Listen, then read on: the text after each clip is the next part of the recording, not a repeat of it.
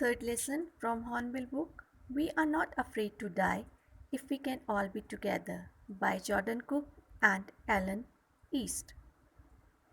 Theme: We Are Not Afraid to Die If We Can All Be Together is a story of extreme courage and skill exhibited by Jordan Cook, his family, and crewmen in a war with water and waves for survival. The family celebrated their new year on board the ship. Summary: The narrator is a 37-year-old businessman. He and his wife, Mary, have dreamed to voyage around the world like the famous Captain James Cook. For this, they have been perfecting their seafaring skills for the past 16 years. They have got a professionally built 23-meter and 30-ton wooden hulled boat, Wave Walker.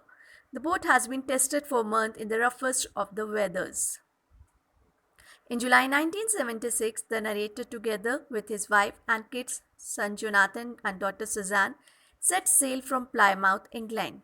The initial period of the 3-year journey from the west coast of Africa to Cape Town proves to be quite pleasant.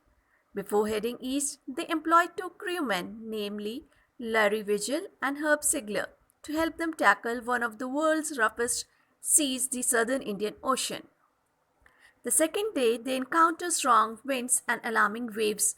By December 25, they managed to reach 3,500 kilometers east of Cape Town. Despite the bad weather, the family celebrates Christmas on the boat. However, the weather worsens with the passing time.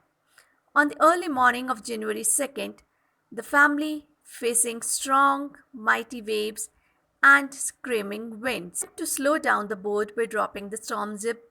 They carry out life raft drift and prepare themselves for the worst case scenario by donning life jackets and oilskins. Later in the evening, a perfectly vertical, huge, tremendous wave hits the deck of the boat, throwing the narrator off the boat. He accepts his approaching death and begins to lose consciousness. The boat is just about to overturn when another huge wave hits. Realizing the ship had water in its lower part, he instructs Mary to take the wheel, while Larry and her pump out the water. He checks on the children in their cabin, where Sue informs him about a bump on her head, to which he does not pay much attention. The narrator begins waterproofing the gaping holes. Most of the water now deviated to the side. However, their hand pumps block due to debris and the electric pump gets short-circuited. Fortunately, he finds a spare electric pump and connects it to an outpipe in order to drain out the water. They keep pumping and stirring all night long. Even their mayday calls are not answered, as they are in a remote corner of the world. After pumping out the water for 36 hours continuously, they take a sign of relief as just a few centimeters of water is left to be pumped out. They decide to hoist the storm jib as the main mast is destroyed and head towards the supposed location of the island. Having found some corned beefs and crackers, they ate their first meal in 2 days. However, their relief is short-lived. The weather starts changing for the worse, and by the morning of January 5, they are again left desperate. Sue's head swells, her eyes go black, and has a deep cut on her arm. On being asked about her injuries, she replies to her father that she did not want to bother him when he was trying to save them. The family manages to survive for 15 hours since the wave hit the boat.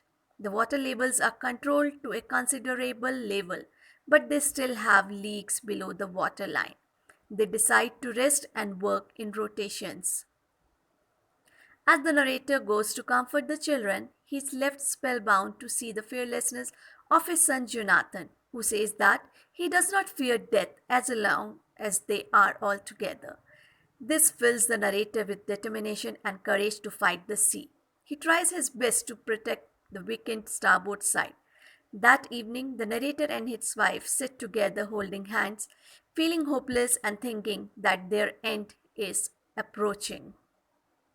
The wave had left Wave Walker in a considerably bad state. Since it's not a condition to make them reach Australia, they decide and hope to reach the nearest island, Isle Amsterdam, a French scientific base. Unfortunately, the chances to reach the island are very slim unless the winds and seas subside. Beside this, supporting engine had also been damaged. Though he is not very convinced, he instructs Larry to steer a course of 185 degrees, saying that if they are lucky, they can hope to find the island by the evening. He then goes to sleep with a heavy heart. Fortunately, they sail on and manage to find the Isle Amsterdam by evening. On being informed about this, the narrator's joy knows no bound. But still, with all the moral support that he receives from his children, he continues his efforts. Fortunately, Wave Walker sails through the storm. He works on the wind speeds in order to calculate their exact position. While he is thinking, Sue gives him a greeting card expressing her love, gratitude, and optimism. Jonathan calls him the best captain and the best daddy in the whole world. Soon they got offshore and struggled to reach the island with the help of its inhabitants.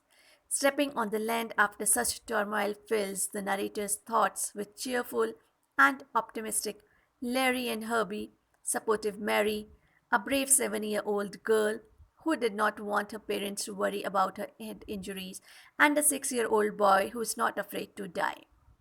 Thank you.